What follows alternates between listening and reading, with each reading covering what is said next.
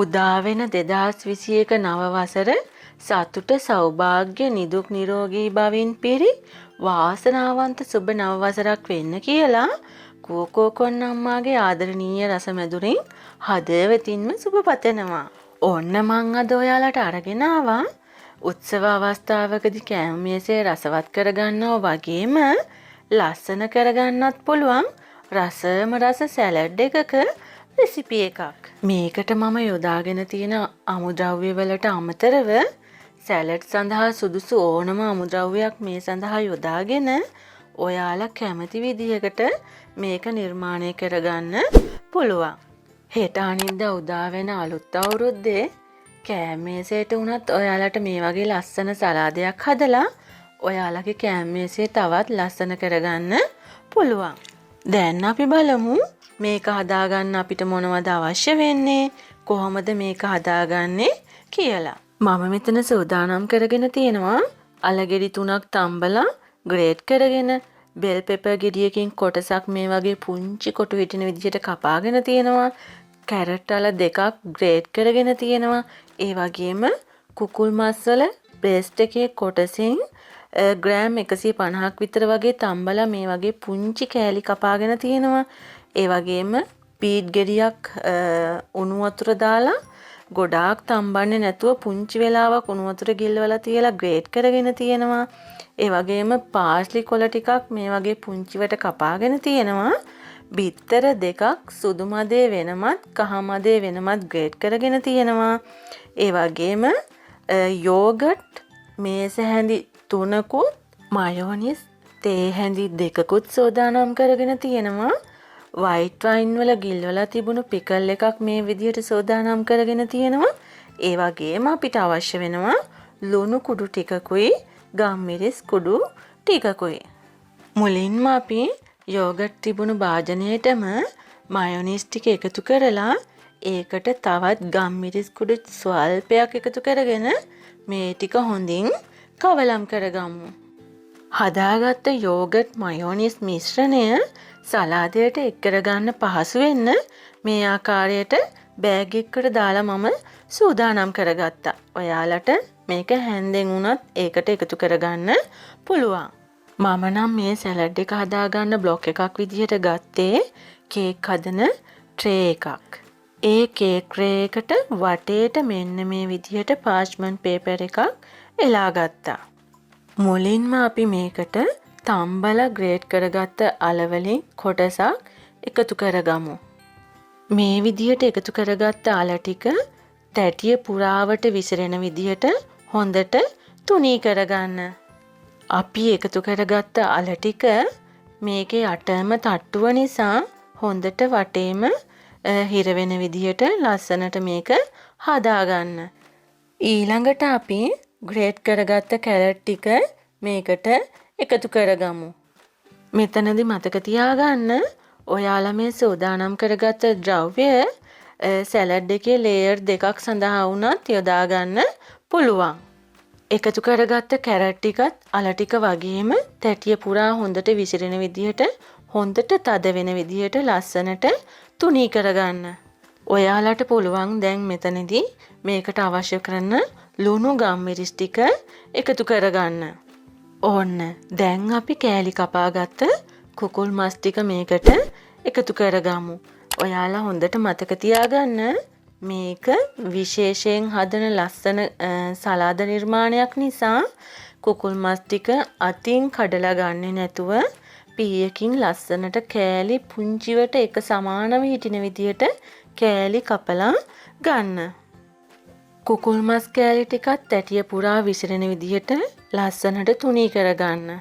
දැන් ඔයාලට පුළුවන් ඔයාලා හදාගත්ත යෝගට් මයෝනිස් මිශ්‍රණයෙන් චුට්ටක් මේකට එකතු කරගන්න.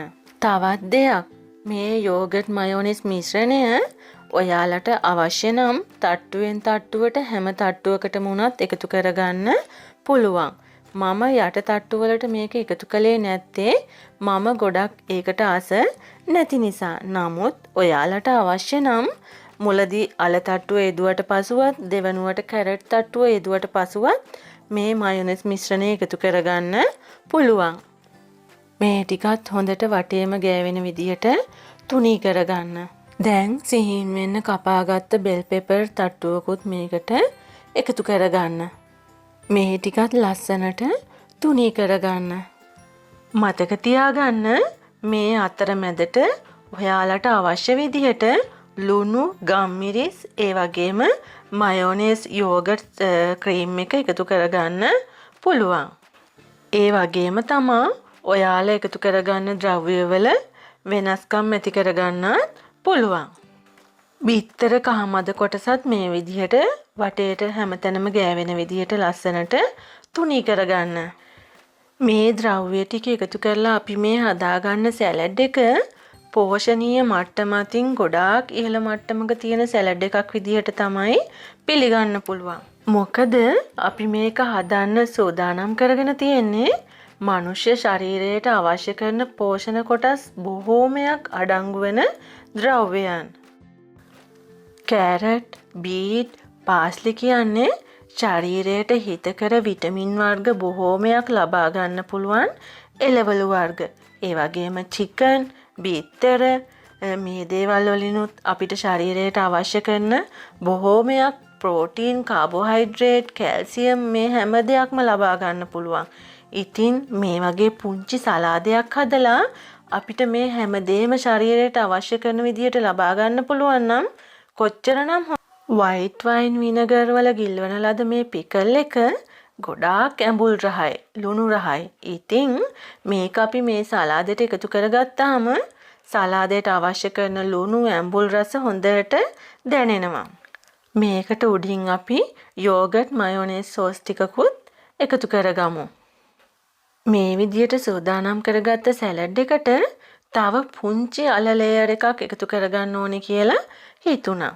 දැන් අපි අපේ සැලඩ් එකේ ලේයර් ටික හදාගෙන ඉවරයි. දැන් අපිට පුළුවන් මේ සැලඩ් එකේ වටේ තියෙන ෆ්‍රේම් එක ඉවත් කරගන්න. ඒත් එක්කම අපි යොදාගත්ත පාච්මන්ට් පේපර් එකත් හිමීට ගලවලා ඉවත් කරගන්න. මේක ඉවත් කරනකොට නම් චුට්ටක් පරිස්සමින් කරන්න. මොකද අපේ සැලඩ් එකට ඩැමේජ් නොවන විදිහට පරිස්සමින් ඉවත් කර. ඔන්න බලන්නකෝ අපේ සැලඩ් එක කොහොමද කියලා. ලේයර් ටික ලස්සනට තියෙනව නේද? දැන් අපිට ඉතුරු වෙලා තියෙන්නේ මේකේ වටේ අපිට අවශ්‍ය විදිහට ලස්සනට සකස් කරගන්න. මුලින්ම අපි මේකට අපි හදාගත්ත යෝගට් මයෝනේස් ක්‍රීම් එකෙන් ටිකක් තවරගමු. උඩ කොටසට වගේම වටේ කොටසටත් මේ මයෝනේස් ක්‍රීම් එක තවරන්න. දැන් අපිට පුළුවන් ග්‍රේට් කරගෙන තියෙන බීට් ටික මෙන්න මේ ආකාරයට වටේටම අලව ගන්න. ඔයාලා බීට්, කැරට් ග්‍රේට් කරනකොට මතක තියාගන්න ග්‍රේටරේ පුංචි සිදුරු තියෙන පැත්තෙන් ග්‍රේට් කරගන්න. මොකද මේ විදිහට බීට් ටික අලවනකොට සියුම් කෑලි තියෙනකොට ලස්සනයි වගේම පහසුයි. මේ විදිහට වටේ රවුමටම බීට් ටික අලව ගත්තට පස්සේ අපිට පුළුවන් මෙන්න මේ ආකාරයට ඊට වඩා සෙන්ටිමීටර් 1.5කට විතර පුංචි රවුමක් මැදින් තියලා ඉතුරු හිස් ඉඩ ටිකට බීට් අලව ගන්න. ඕන්න වටේටම උඩ පුංචි කොටසකටත් වෙන්න ග්‍රේට් කරගත්ත බීට් එකතු කරගත්තා. දැන් අපි මේ රවුම ඉවත් කරගමු. බලන්නකෝ ලස්සනයි නේද? මේ දේවල් ඔයාලට කැමති විදිහට කැමති ආකාරයේ නිර්මාණයක් විදිහට සකස් කරගන්න පුළුවන්. දැන් අපි තවත් පුංචි රවුමක් මේ ආකාරයට මැදින් තියලා අපි ග්‍රේට් කරගත්ත බිත්තර සුදු මද කොටස මේකට එකතු කරගමු. ඔන්න දැන් අපේ සැලඩ් එක. මම සූදානම් කරගත්තා තවත් පුංචි බෝතල් මූඩියක් මේ විදිහට මැදින් තියලා ඒකේ වටේට පාස්ලි කොළ ටික එකතු කරගන්න. මේ විදිහට පාස්ලි කොළ ටික එකතු කරගත්තට පස්සේ අපිට පුළුවන් ඒ ප්ලාස්ටික් පියන ඉවත් කරගන්න. මෙන්න මේ මැද කොටසේ තියෙන පුංචි රවුමට මම ග්‍රේට් කරගත්ත බිත්තර සුදු මදයට ග්‍රේට් කරගත්ත බීට්රූට් චූට්ටක් දාලා කවලම් කරලා මෙන්න මේ විදිහට තියාගත්තා. දැන් අපිට පුළුවන් අපිට අවශ්‍ය ට්‍රේ එකට මේ සැලඩ් එක මාරු කරගන්න. ඊට අමතරව තවත් පුංචි නිර්මාණයක් විදිහට තමයි මේ විදිහට කපාගත්ත ලූණු කෑලි මම මේ සැලඩ් එකට එකතු කරගත්තේ. ඔන්න අපේ සැලඩ් එක හදලා ඉවරයි.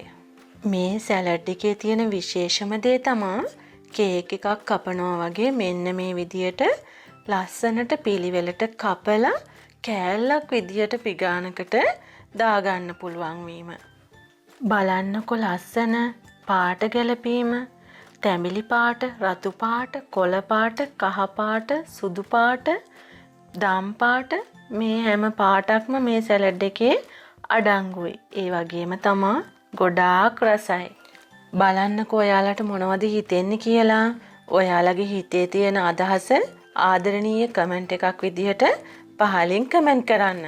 ඒ වගේම ලයික් එකක් දාලා ඔයාලගේ ආදරණීය යහළු හෙලියන්ට බලන්න ෂෙයා කරන්න.